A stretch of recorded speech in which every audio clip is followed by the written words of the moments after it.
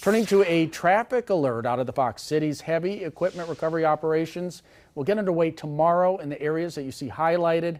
Residents inside the affected areas are asked to move their vehicles out of the roadway by 6 a.m. That's because starting at 6 a.m., the entire area of De Pere Street, as well as 3rd and Plank Road and Conomac Street, will be shut down. All roads east of Cleveland Street and north of Nicolet Boulevard will also be closed on Doty Island. In Neenah, 1st Street, 3rd Street, and Park Drive between Nicolet and East Forest Avenue will be closed.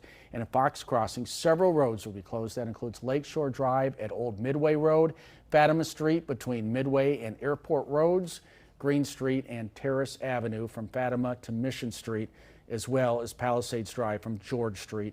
You can find a full list of closures and maps on our website at wbay.com/links.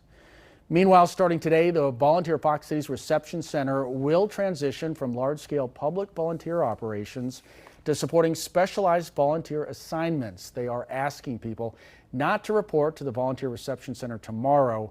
However, the building will remain open to coordinate specialized volunteers and assist with other targeted recovery needs.